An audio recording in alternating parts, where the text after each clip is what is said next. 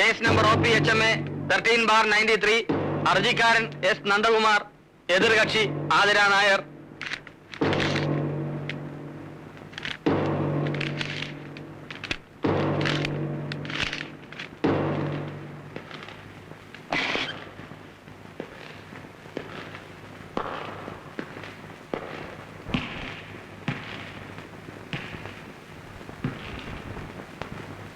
Divorce പെറ്റീഷനിൽ നിങ്ങൾ പറഞ്ഞിരിക്കുന്ന സംഗതികൾ സത്യമാണോ? സത്യമാണ്.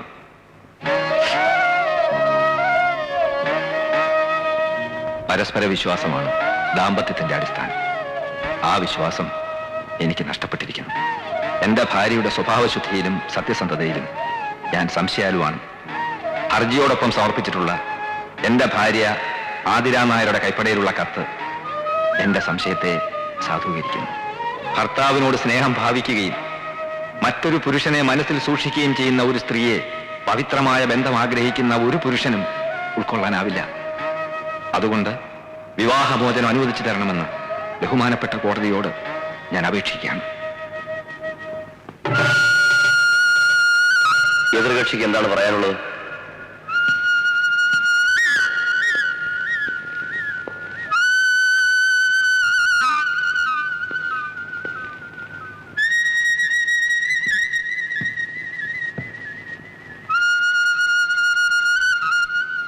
ഹർജിക്കാരൻ പറഞ്ഞത് കേട്ടല്ലോ.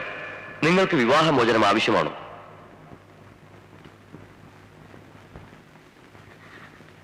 ഞാനങ്ങനെ ആവശ്യപ്പെട്ടിട്ടില്ല. എന്റെ ഭർത്താവിന് വേർപിരിയണമെന്ന് ആഗ്രഹമുണ്ടെങ്കിൽ ഞാനതിനെതിരല്ല. ഹർജിക്കാരൻ ഹാജരാക്കിയിരിക്കുന്ന കത്ത് നിങ്ങൾ എഴുതിയതാണോ?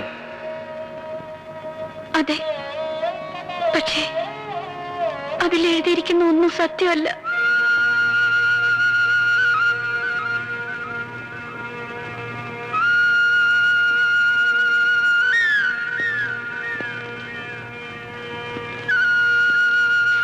വിവാഹ ജീവിതം എന്ന് പറയുന്നത് പങ്കാളികളുടെ ഇഷ്ടാനുസരണം സ്വീകരിക്കാനും വേണ്ടെന്ന് വെക്കാനുമുള്ള നിസ്സാര സംഗതിയല്ല.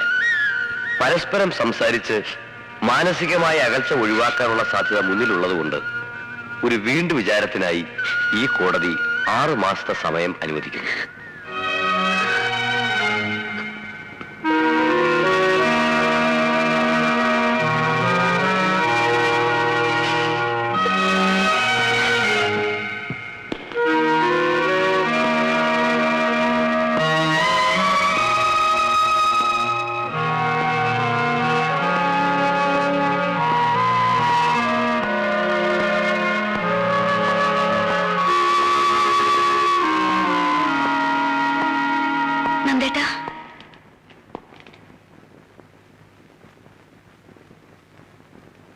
നന്ദേട്ടന്റെ വാദം കേൾക്കാൻ എന്നെ ഒന്ന് കോടതി കൊണ്ടുവരണമെന്ന് ഞാൻ പലപ്പോഴും പറഞ്ഞിട്ടുണ്ട്. പക്ഷെ ഇങ്ങനെ വരേണ്ടി വരുമെന്ന് ഞാൻ ഓർത്തില്ല.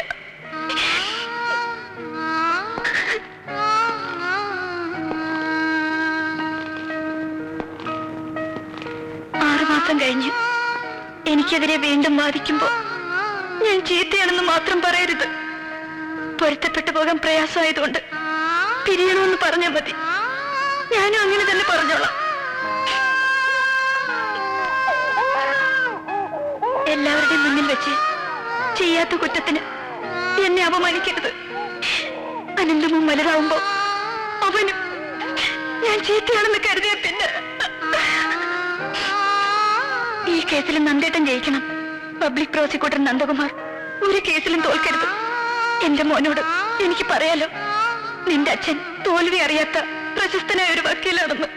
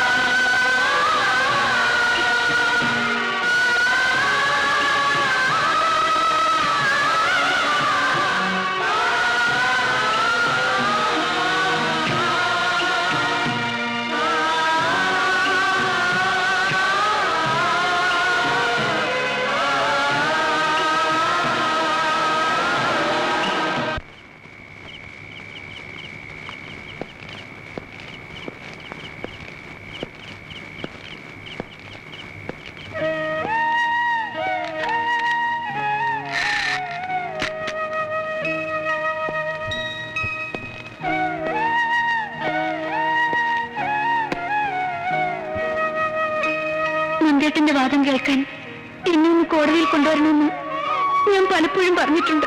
പക്ഷെ ഇങ്ങനെ വരേണ്ടി വരുമെന്ന് ഒരിക്കലും ഞാൻ കരുതിയില്ല.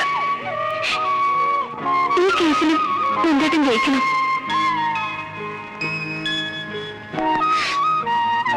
എന്റെ മോനോട് എനിക്ക് പറയാലോ, നിന്റെ അച്ഛൻ തോൽവി അറിയാത്ത ഒരു പ്രശസ്തനായ വക്കീലാണെന്ന്.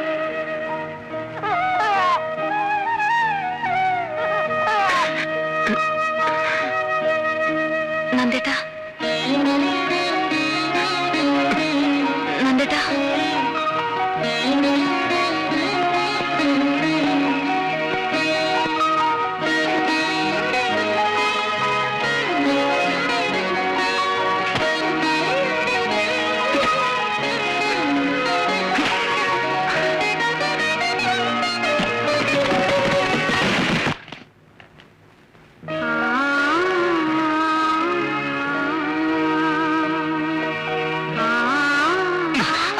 ഇന്നും വൈകുന്നേരം എന്താണ് കുത്തിവെക്കുന്ന അറിയണമല്ലോ.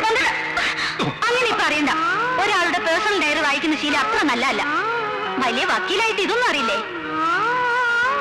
ഒരു മുതുമുത്തശ്ശനായിട്ട് ഇങ്ങനെ പല്ലുമൊക്കെ കൊഴിഞ്ഞു വടിയും പിടിച്ചു നടക്കുന്ന ഒരു വയസ്സനായി നന്ദേട്ടൻ ഏതെങ്കിലും മൂലയ്ക്ക് കുത്തിയിരിക്കുമ്പോ ഞാൻ അടുത്തു വരും. അന്ന് നമുക്ക് ഒരുമിച്ചിരുന്ന് ഈ ഡയറി വായിക്കാം. മറക്കണമെന്ന് കരുതിയതും ഓർമ്മിക്കാൻ പാടില്ലാത്തതുമായ പലതും ഇതിലുണ്ടാവും. അന്ന് കിട്ടുന്ന ആ സുഖം ഇന്ന് ഇത് വായിച്ച പിന്നെ കിട്ടിയെന്ന് വരില്ല. അതുകൊണ്ട് അന്ന് വായിക്കുന്നതല്ലേ സുഖം.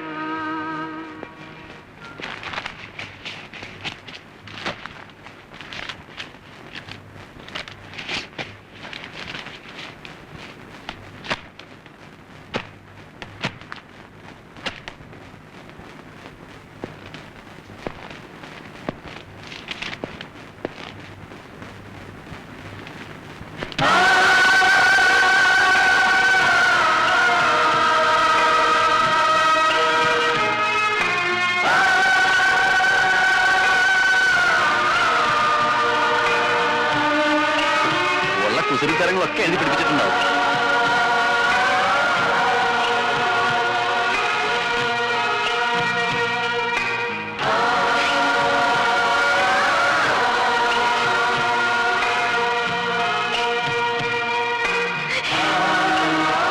സ്വഭാവ മഹിമയെ പറ്റി ഞാൻ തന്ന സ്റ്റഡി ക്ലാസ് വളരെ അത്യാവശ്യമാണെന്ന് ഇപ്പൊ മനസ്സിലായില്ലേ?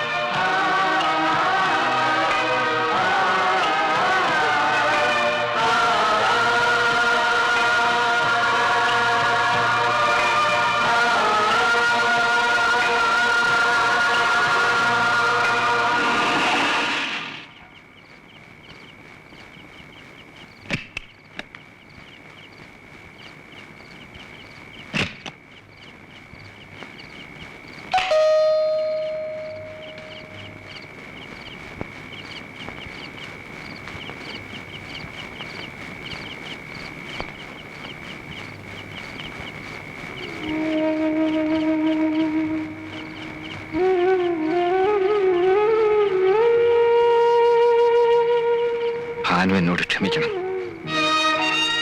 എനിക്ക് തെറ്റുപറ്റി. മാപ്പർഹിക്കാത്ത തെറ്റ്. ഞാൻ ഭാനുവിനെ തെറ്റിദ്ധരിച്ചു. എന്നെ ഉള്ളു തുറന്ന് സ്നേഹിച്ച ആതിരയെ ഞാൻ അവിശ്വസിച്ചു. ഇപ്പൊ ഇങ്ങനെ തോന്നാൻ ഞാൻ അവളുടെ മനസ്സ് കണ്ടത് ഇപ്പോഴാ ഭാനു. അവളുടെ ഡയറിയിൽ നിന്ന്. നന്ദേട്ടന്റെ സംശയം മാറാൻ അവളുടെ ഡയറി വേണ്ടി വന്നുല്ലേ? നന്ദേട്ടൻ ആതിരയെ കണ്ടോ? ഇല്ല. നമുക്ക് അങ്ങോട്ട് പോയാലോ? എനിക്ക് അവളോടൊന്നും പറയാനുള്ള ധൈര്യമില്ല ഭാനു. അവൾ എന്തെങ്കിലും തിരിച്ചു ചോദിച്ചാൽ. വേണ്ട, ഞാൻ അവളെ പറഞ്ഞ് ബോധ്യപ്പെടുത്താം. നന്ദേട്ടന്റെ സംശയം മാറിയെന്ന് പറഞ്ഞാൽ അവളും കുഞ്ഞും ഓടിയെത്തും.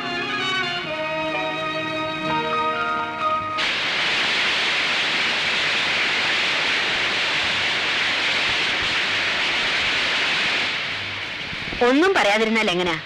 ഞാൻ എന്തു പറയാനാ? മകളാണെങ്കിലും നിർബന്ധിക്കുന്നതിന് അതിരില്ലേ? അച്ഛനാണെങ്കിൽ ഉപദേശിക്കാവുന്നതിന്റെ പരമാവധി ഉപദേശിച്ചു. ഭാനു ദേഷ്യപ്പെട്ടിട്ട് ഇറങ്ങിപ്പോയത്. എന്തൊക്കെ പറഞ്ഞിട്ട് അവളുടെ തലയിലിട്ടൊന്ന് കയറണ്ടേ? മകള് ഭർത്താവിനെ ഉപേക്ഷിച്ച് കുഞ്ഞുമായി വീട്ടിൽ വന്ന് നിൽക്കുന്നത് അച്ഛനും അമ്മയ്ക്കും വലിയ സന്തോഷമായിരിക്കും അവളുടെ ധാരണ. ഞാൻ അവളോടൊന്ന് സംസാരിച്ചു നോക്കട്ടെ. നന്ദേട്ടനെ ഒരു നിമിഷം പോലും പിരിഞ്ഞിരിക്കാൻ പറ്റില്ലെന്ന് കരുതിയോളാം ഞാൻ. ഇപ്പൊ പിരിഞ്ഞിരിക്കാൻ ഞാൻ ശീലിച്ചു. നീ പോന്നതോടെ അവന്റെ സ്വസ്ഥത ആകെ തകർന്നു മോളെ. കോടതി നേരെ ചൊവ്വേ പോകുന്നില്ല. ആ പെണ്ണ് കൊല്ലപ്പെട്ട കേസിൽ നാളെ ഹാജരാകാതിരുന്നാൽ പബ്ലിക് പ്രോസിക്യൂട്ടർ സ്ഥാനത്തു നിന്നും അവനെ മാറ്റും. അങ്ങനെ എന്തെങ്കിലും സംഭവിച്ചാൽ അവനെ തൊഴിൽ വേണ്ടെന്ന് വെക്കത്തേ ഉള്ളൂ. അറിയാമല്ലോ അവന്റെ സ്വഭാവം. നിന്നെ ഒഴിവാക്കിയാലേ മനസമാധാനം കിട്ടൂ എന്നായിരുന്നു കഴിഞ്ഞ ദിവസം വരെ അവന്റെ വിചാരം. ഇപ്പോ നീ വന്നാലേ മനസമാധാനം കിട്ടൂ എന്നായി. എന്നെ തെറ്റിദ്ധരിച്ചതിൽ എനിക്കൊരു പ്രയാസവും ഇല്ല. പക്ഷെ അനന്തമോൻ, അവൻ എന്ത് പഴച്ചു? അവനെ ഒന്ന് കാണാൻ നന്ദേട്ടൻ വന്നു. അവനെ പറ്റി ഒന്ന് അന്വേഷിച്ചു. എത്ര പെട്ടെന്ന് അവൻ നന്ദേട്ടൻ ആരും അല്ലാതായി തീർന്നത്. അവൻ ചെയ്തത് തെറ്റ് തന്നെയാ. എന്റെ മോന് മനസമാധാനം കിട്ടാൻ വേണ്ടി മാത്രമല്ല മോള് വരണമെന്ന് പറയുന്നത്. കൊള്ളരുതാത്തവനാണെങ്കിലും ഒരു ഭർത്താവുള്ളതാണ് സ്ത്രീക്ക് ധൈര്യം. ഇനി മോള് സ്വസ്ഥമായിട്ടൊന്ന് ആലോചിക്കുക. ഇതിൽ കൂടുതലൊന്നും അമ്മയ്ക്ക് പറയാനില്ല.